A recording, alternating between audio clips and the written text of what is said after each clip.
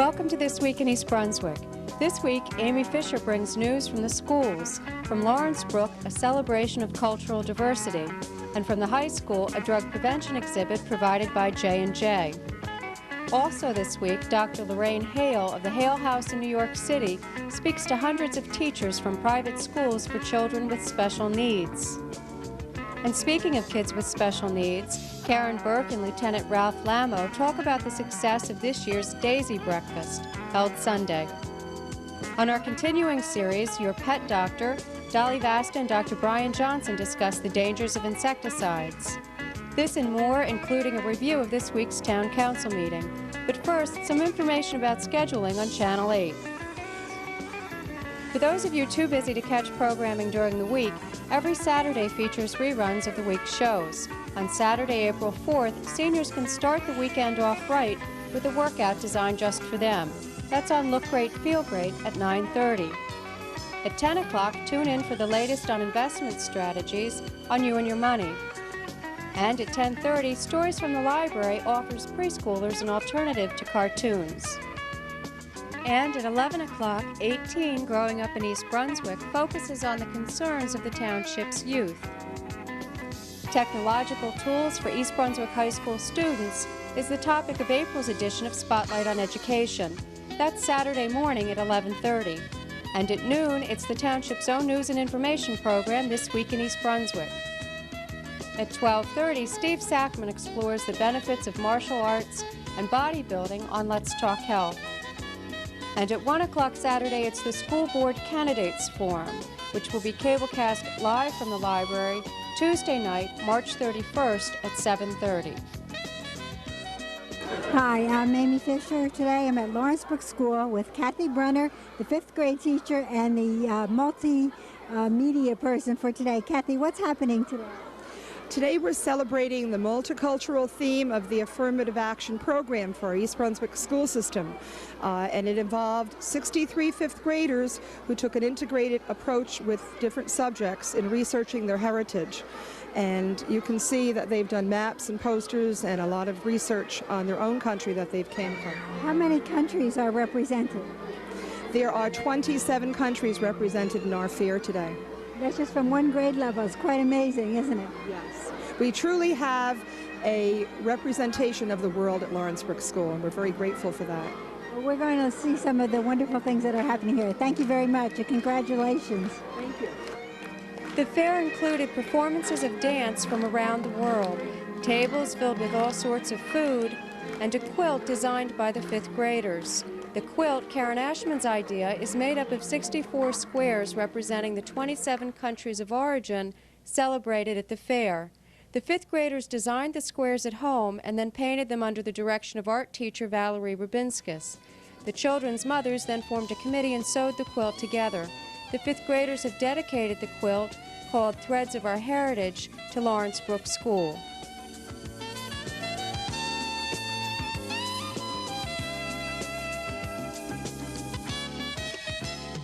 Choices! You gotta make choices.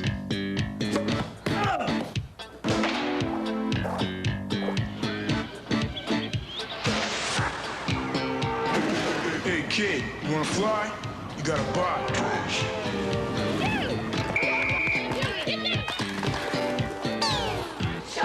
Come on kid, let me hook you up.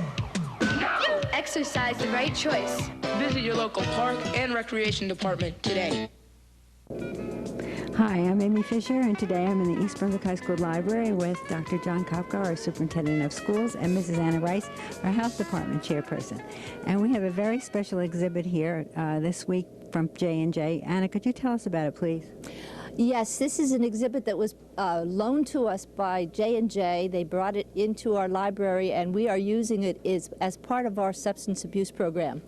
The way we've utilized it in the system is to bring our health students up, have them go through the exhibit, have them listen to each one of the recommendations that J&J is making for us, and then they play a video game, which has a lot of questions on it, and then there's a 7-minute taping video that they watch at the end, and that's the culmination. However, the biggest thrill for all our students is the fact that J&J has also given us some freebies. We have on the table over there some shirts, some pencils, some books. We have some slate boards. We have a lot of things that the students were then able to take with them, and they thought that was really very good. I think it helps us to share in industry in the fact that everybody is really interested in good health, and I think this was a wonderful way of impressing our students with the fact that not only are we stressing it in our schools, but that industry is just as involved in good health and substance abuse and substance awareness as we are trying to impress on our students here at school. And all of the things that are being given out say yes to health on them, isn't that right? Yes, they all say yes to health, and we're hoping that everybody does that. Okay, Dr. Kopko, this is here as a result of our partnership with J&J. You were instrumental in getting these partnerships started. Could you tell us about them? Well, we started the partnerships with the intention to really improve or attempt to improve our ability to communicate with private sector industry, private sector businesses, higher education in the township as well, because our feeling was as a school system that the students that we are producing today, the students who are actually in our classes today, will someday be the employees of some of these very businesses tomorrow. So the input that the businesses are providing to us in terms of the kinds of skills that they expect from their employees, the kinds of work habits that they expect from their employees are very, very important to us. And obviously the establishment of the partnerships such as the one that we see here with Johnson & Johnson has really served to enhance our programs for our students here in the school district, make them more valuable and also more relevant. So we're really happy with the commitment that the private sector industry and the individuals, Mel Benjamin, specifically from Johnson & Johnson, has provided for us. Okay, well, thank you very much.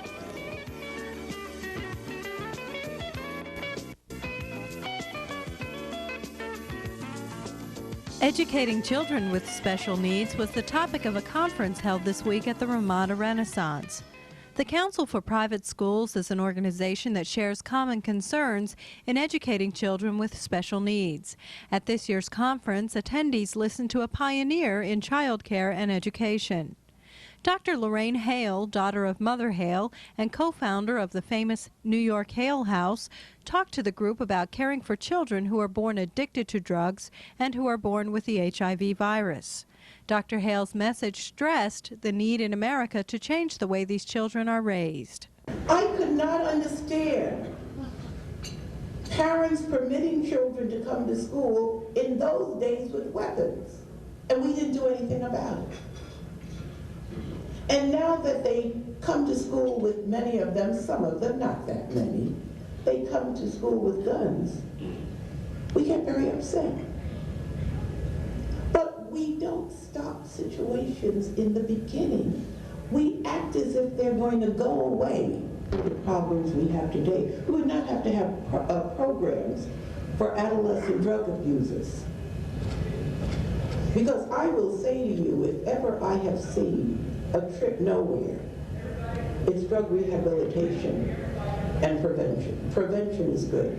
It's drug rehabilitation and treatment. The state says, I will give you money to care for those children. And they give us money. They do not give us as much money to care for those children as they give themselves to build a rocket to go to the moon. Over 400 educators and administrators attended the conference. For information about the Council for Private Schools, you can call area code 201-963-7729. Nobody's born a bigot. I'm Gillian Martin Sorensen, President of the National Conference of Christians and Jews. Consider this. There is no mind more open or heart more willing to love than that of a young child. But teach a child hatred and prejudice, and the mind begins to close, the heart to harden, until finally a bigot is born. Open children's minds and hearts to those different from themselves. End racism. Start small.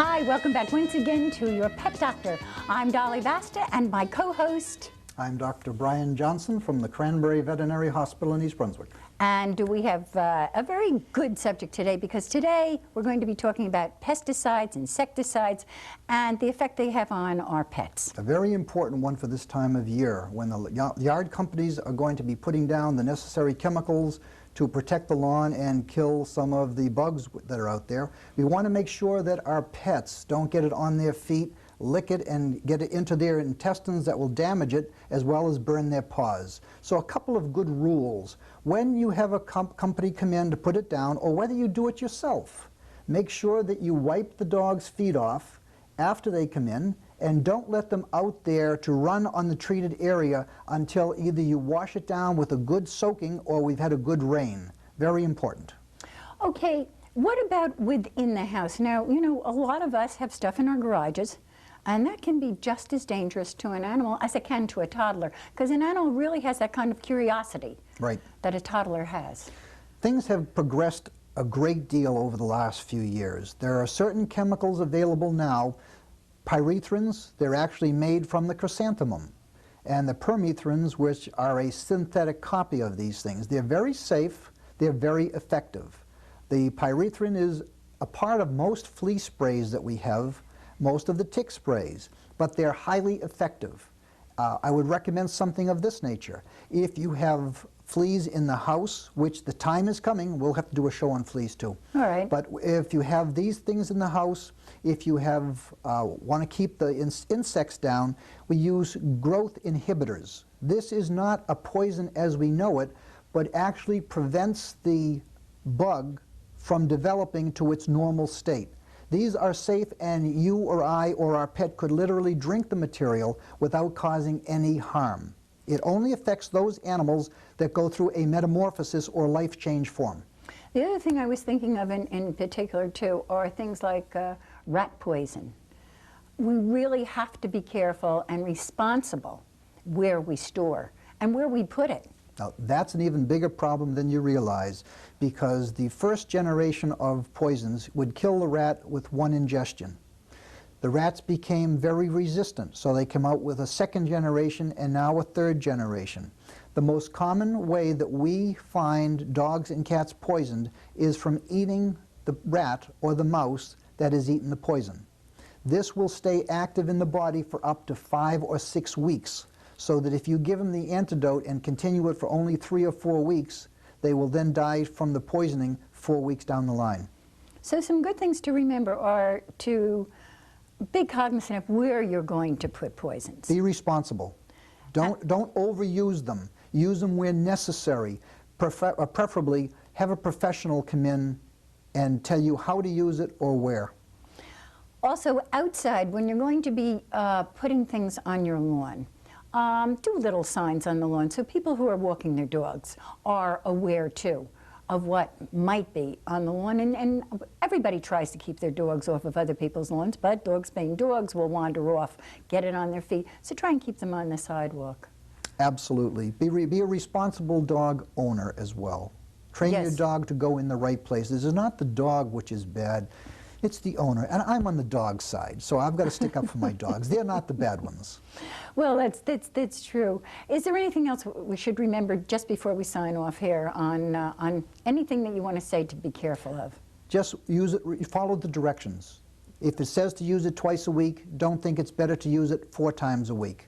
And don't dilute it out or use it more concentrated. Some things have to be done according to the directions. And if there's any question, call your veterinarian or your supplier, but follow the directions on the label. You're dealing with a very potent drug that, if used correctly, is safe.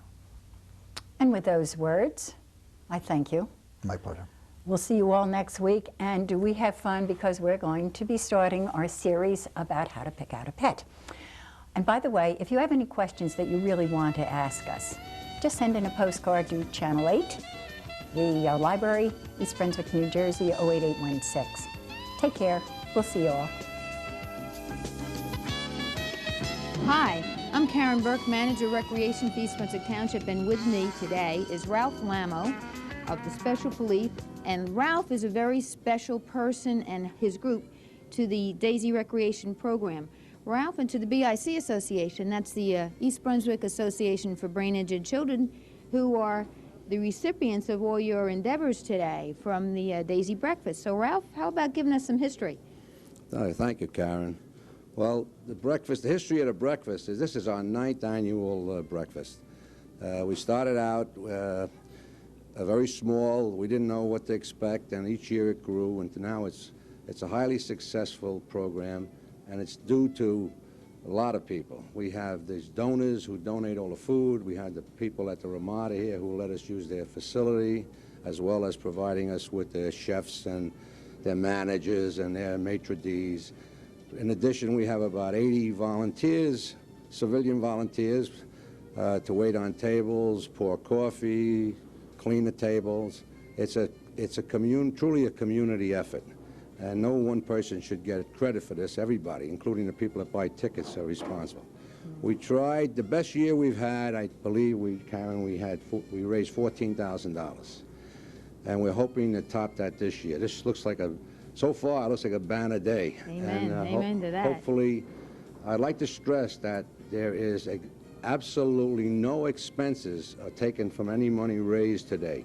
That everything is donated. The facility, the food, the services, the volunteers. Staff here too, or the staff, the cooks and the waitresses, and everybody's been just great. Right. And as you can look out there, and you'll see the mayor is working on the tables, and some of the councilmen, and our administrator, township administrator Jack. Everybody chips in and works. You have a lot of policemen that are working here. No one's allowed to fluff off. That's what you're really saying. That's right. Now tell me, Ralph, how many tables are out there? We're set up, the ballroom is set up for 1,000 people. There are 100 tables that seat 10. Mm-hmm. And we expect to get close to 2,000 people today. Right. So we'll turn over the ballroom maybe once. Also, again, back to the money thing. All donations, everything goes to Camp Daisy. Yeah, there are no expenses whatsoever. We're very and fortunate. some exciting, really, actually, at the moment that we're speaking, one of those extra programs that we do for Daisy young people and adults is taking place over at Mid-State Bowl. We have a bowling program over there every Sunday morning, mm-hmm. and we do it throughout the year. There's a couple of weeks break in between, but that's a dynamite program. And we just started a New York City Sports. Mm-hmm. We do a Tuesday and Thursday program. So if you know anybody out there that's in the need of socialization, some physical fitness, interaction, and is a teenager or older, that's the Tuesday, Thursday program. On Sunday, we take them from the little guy right on up to the senior citizen, and we've just had a great time with doing that. If we did not have these programs to raise money, the Daisy Fashion Show, the Daisy Breakfast, and upcoming in May, on May 25th, I think, is the fair. The fair, and we're kicking that off with, who's there? Tell them. You remember? Larry Gatlin and the Gatlin brothers, right? Tim Gillis is going to open, and fireworks right after that. So we think that this is the best ticket in town. Anything that has to do with Daisy is your best buy. What do you think? Exactly. I'd like to add one more thing. That the breakfast is sponsored by our association, which is the New Jersey State Law Enforcement Officers Association, in addition to the local PBA, Local 145, the East Brunswick Police Department PBA. Both organizations sponsor this breakfast, as well as the Camp Daisy people and the hotel. Mm-hmm. But a lot of these guys, the policemen, are out there working hard for these kids. Yeah, we were up here yesterday. Tell them about yesterday, just a little background. Yeah. Yesterday morning, we were up here at, what, 6:30? Somewhere around there. The breakfast, there's a lot of work immediately preceding the breakfast. Well, you have to round up all the food, which is not too much of a problem, but the day before the breakfast, we have to lay out all the bacon and ham on trays, and all the ham, and we had the pancakes. Yeah. And we're here, we have a group, maybe 20, 25 people here from early in the morning till around 1 o'clock in the afternoon, rolling up the silverware, mm-hmm. getting the tables ready. Mm-hmm. And I mean, it's been great. Great effort put out by everyone. That's why I say that if there's any credit due, it goes to the whole community. And thank goodness for these people who give so much of themselves for our young people and adults. Boy, I'll tell you, we couldn't do it without them, but more importantly, we can't do it without you, because if you don't come and support our endeavors, the programs really suffer. So, and our real thanks too to BIC for all their endeavors. And every penny, folks, every penny that's raised in any function goes to support the kids. They pay for transportation, admissions, special equipment, you name it.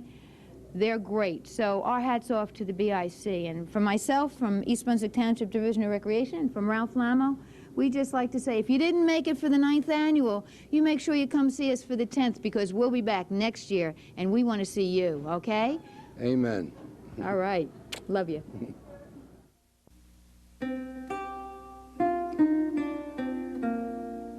That brilliant sequence of cultural peaks, the ascent of man. My version of American history in 13 hours. If we withdrew from Vietnam, the communists would control Vietnam. For English, there are no borders. The play's the thing. Check out the best of PBS, now on video cassette at your local library. Hi, I'm Karen Burke, Manager of Recreation for East Brunswick Township, and I'd like to just talk to you about two things that are up and coming. One this weekend is the 3rd Annual Community Day to be held at the Brunswick Square Mall. Come on out and find out more about your community and the people in it and what makes us tick. And as a side, the senior citizens are having their art display. So come on out for a wonderful day at the Brunswick Square Mall between 12 o'clock and 5 o'clock. We'll even have entertainment from 1 to 5. So come on out and have a good time. While you visit the recreation table, why don't you pick up one of these parking awareness warning summonses? The program is called Pause. We're kicking it off on April 1st. That's this coming Wednesday. The idea behind the program is to sensitize and educate people to the needs of the disabled in our community and surrounding communities. So stop at the East Brunswick Recreation table, pick up one of these brochures, take an instruction sheet, and we'll see you around town making sure that people don't abuse those that are less fortunate than we are. See you there. Take care. At Monday night's Township Council meeting, Joan Farrell, Township Zoning Officer, and the Council recognized local businesses for their outstanding improved appearances. Whereas East Brunswick 18, the East Brunswick Appearance Improvement Committee has granted awards to East Brunswick businesses who have demonstrated achievements in outstanding appearance, and whereas the East Brunswick Township Council wishes to recognize the outstanding contributions of the owners of such businesses in improving the quality of life for the residents of East Brunswick. Now, therefore, be it resolved by the Township Council that it hereby congratulates Auto Clean Inc. for improving the appearance of their premises and contributing to the improvement of East Brunswick. Would Cy Musgrove come forward to accept his award? The East Brunswick 18 Committee gave out 44 awards in 1991 and 36 so far in 1992. Many of the businesses honored on Monday night have won the award 2 or 3 years in a row. The committee expects to give out 6 more awards in April. Approximately 3 years ago, Joan Farrell came to the council and the mayor at that time and supported the idea of the EB18 awards. As you can all see, it has grown in leaps and bounds. A reporter contacted me today and said there are so many people on the list.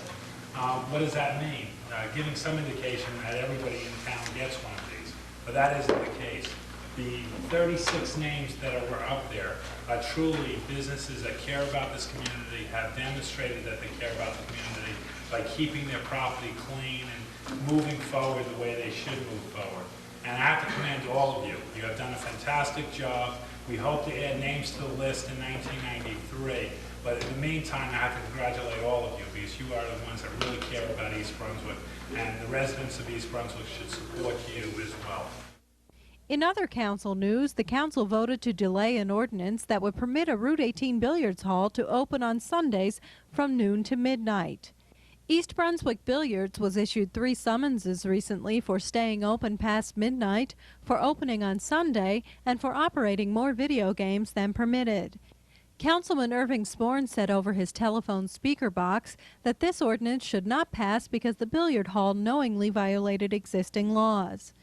Co-owner Chris Barberas pleaded with the council to change the laws because the business is suffering greatly.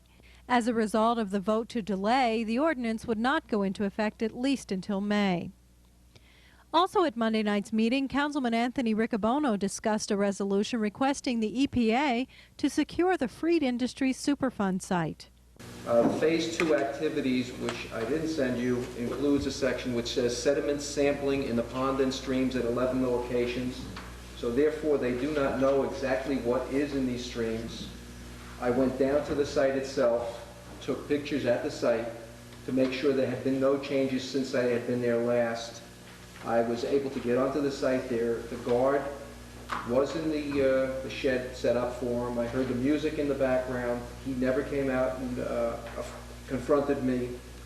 I went out onto the property. I have pictures of the property where there is no fence. The fence ends and you can walk right onto the property. I also have pictures walking down to a small beach located near a pond where I found a beach towel and a blanket, beer bottles, various signs that parties had taken place and hadn't been noticed. I think that it would be detrimental to the community not to have a fence in the area. I don't know how good a guard is if he's not paying attention. But I see a fence as something that will show a child or a young person that this is a place that's not easily accessible, that you shouldn't go there, and to at least have a second thought about entering the property. The resolution to ask the EPA to secure the area was passed, and copies of it will be sent to Senators Bill Bradley and Frank Lautenberg and Congressman Dick Zimmer and to the EPA in Washington. That's all for now. Thanks for watching.